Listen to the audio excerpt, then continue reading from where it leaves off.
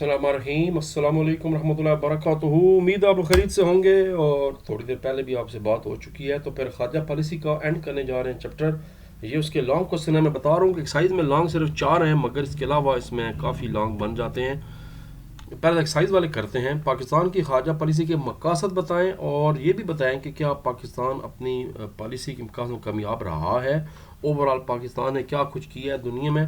तो 96, 97 और उसके बाद जंप लगा के पेज नंबर 100 पे इसका दूसरा ऐसा करेंगे कि पाकिस्तान ने अब तक क्या कामयाबी हासिल की हैं खारजा पॉलिसी में। पहले चलते हैं इसके मकासद 96 पेज।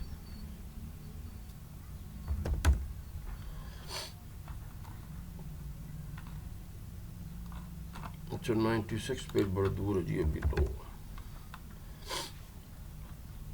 ये जी पाकिस्तान के खारजा पॉलिसी के मकासद कौमी आज़ादी और सलामती का तहफ़्फ़ुज़ हमारा बुनियादी मकसद है। हम MCQ भी कर चुके हैं। इक़्तिसादी तरक्की, हम चाहते हैं ऐसे मुल्कों के साथ तल्लुक़ात कायम की जाएँ जिनके साथ हमारा कारोबार बढ़े, शराकत दारी हो, मुल्क खुशहाल हो, बिज़नेस हो, अपना सामान बेचें, सामान लें। पाकिस्तान की खारजा पॉलिसी का एक अहम मकसद मुस्लिम दुनिया से ख़ुसूसी तौर पर मोहब्बत और यकजहती है। ये हम शॉर्ट क्वेश्चन भी कर चुके हैं। पाकिस्तान इलाकाई अमन और इस्तेकाम की हमेशा कोशिश करता रहता है। पाकिस्तान कहता है भाई सुकून से रहो और हमें भी सुकून से रहने दो, जियो और जीने दो, बस ना छेड़ मलंगा नू, अपने कम्मा नाल कम रखो। ये जनाब यहाँ पर सवाल पहला ऐसा मुकम्मल हो रहा है। Part 1 has ended. हमायत करते 4। अच्छा ये एक्स्ट्रा लॉन्ग क्वेश्चन है पाकिस्तान की खारजा पॉलिसी में। ये एक्स्ट्रा लॉन्ग है। वो जो एक्साइज का लॉन्ग है उसका पहले ऐसा हमायत करता है तक है, उसके बाद पेज नंबर 100 पे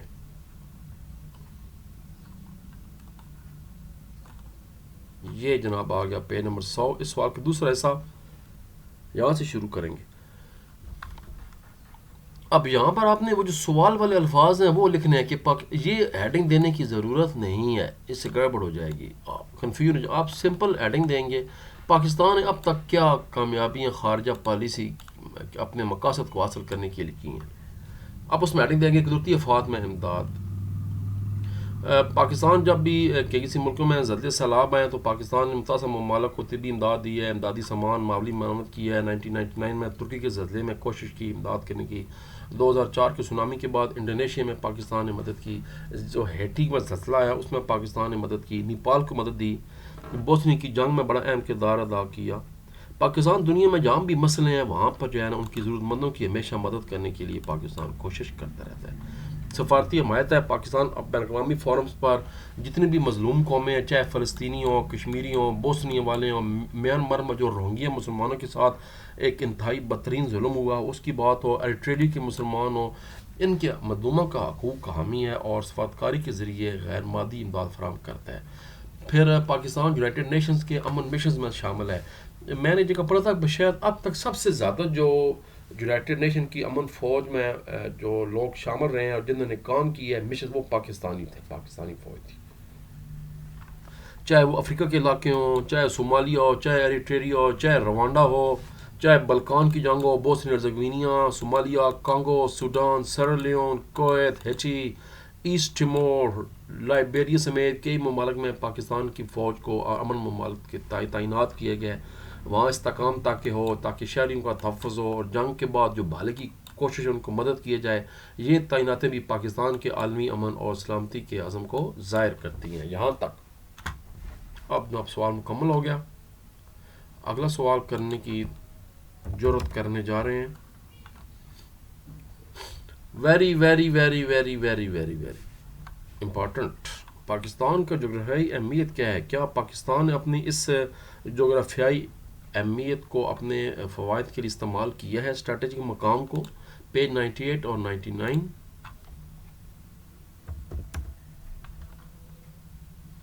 यानी ये सवाल है पाकिस्तान की स्ट्रेटेजिक अहमियत क्या है, इलाकाई मलबकू की अहमियत और फिर स्ट्रेटेजी बताना है। तो ये यहाँ से ये शुरू हो रहा है जी। पाकिस्तान की जोग्राफियाई अहमियत लॉन्ग नंबर 2। पाकिस्तान वस्त एशिया और मशरक़ी वस्ती के संगम पर वाक़ है, एक पुल का काम करता है। जनूबी एशिया में मलबकू बहुत शानदार है। पाकिस्तान को जनाब स्ट्रेटेजिक मकाम बहुत अहम है।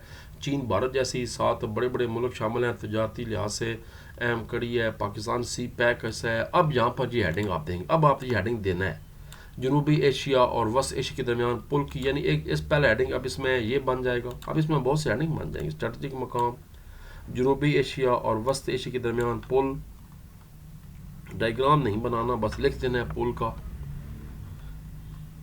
یہ نہ ہو کہ پل مضبوط نہ بنائیں اور گر جائے، پکی مضبوط بنائیں اگر بنانی ہے۔ طاقت کا توازن ہے، سی پیک کا ذکر آ گیا، یہ بتا دیں۔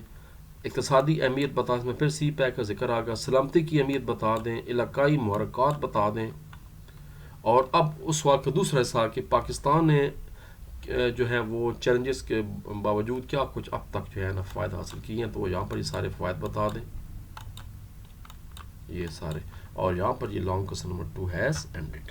تو یہ یعنی فل و فل کل و کل تھا، درمیان میں یہ والا نئے افق تلاش کریں، اس کو چھوڑ کر اور اس تصویر کو چھوڑ کر پل والی، باقی سارے جو ہے نا یہ آپ نے یہاں سے کوسچن یہاں سے شروع کرنا ہے، جغرافیائی اہمیت۔ اب تیسرا سوال،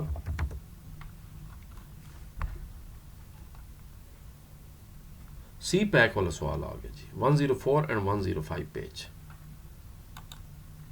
another very very very very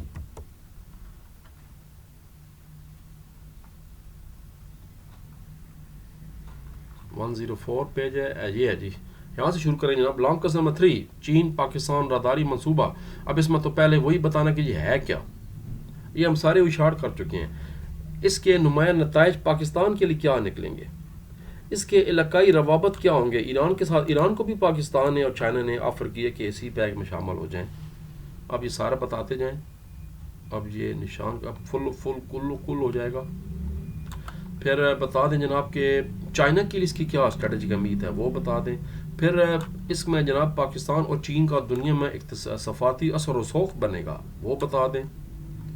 diagram بنانے سے پہلے اس کو رسوخ بڑھتا ہے تک سوال کو ختم کر دیں بس۔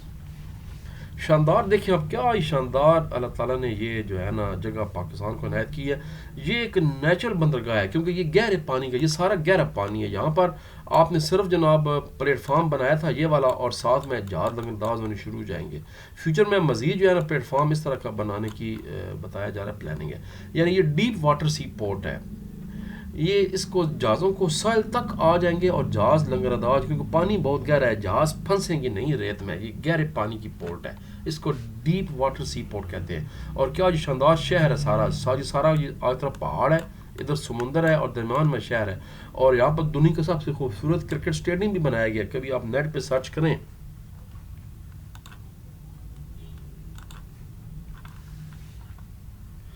اور آخری سوال، the last but not least، 9/11 کے بعد پاکستان امریکہ تعلقات کا بتانا ہے جی، سارا کہانی نہیں بتانی، صرف تھوڑا سا پس منظر بتائیں گے پاکستان امریکہ تعلقات کا، اور اس کے بعد 9/11 کے بعد کیا کچھ ہوا وہ بتائیں گے۔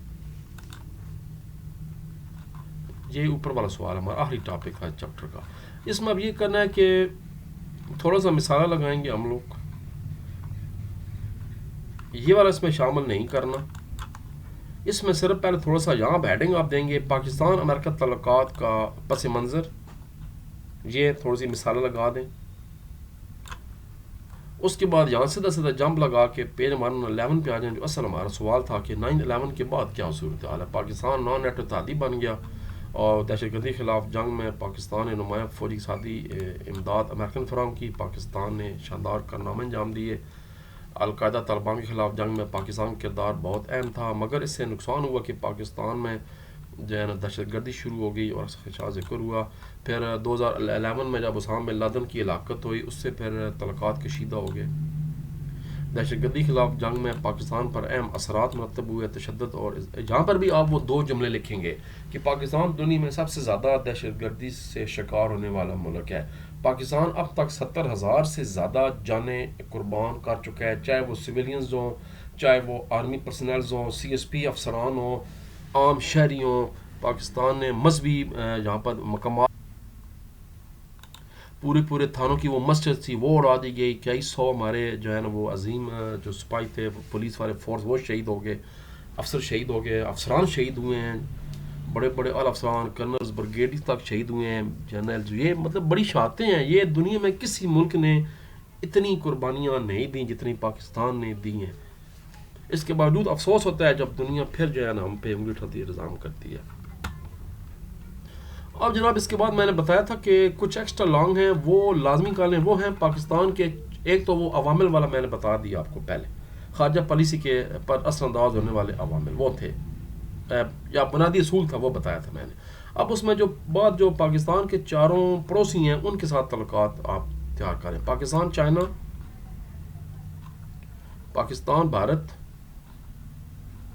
پاکستان ایران، یہ یہاں سے شروع ہوگا بھارت، پاکستان ایران اور پاکستان افغانستان. یہ ایکسٹرا سوال یہ لازمی تیار کر لیں. یہ چیپٹر پورا پڑھ لیں، یہ اہم چیپٹر، اس میں سے لانگ سوال آنے کا بہت زیادہ چانس ہے.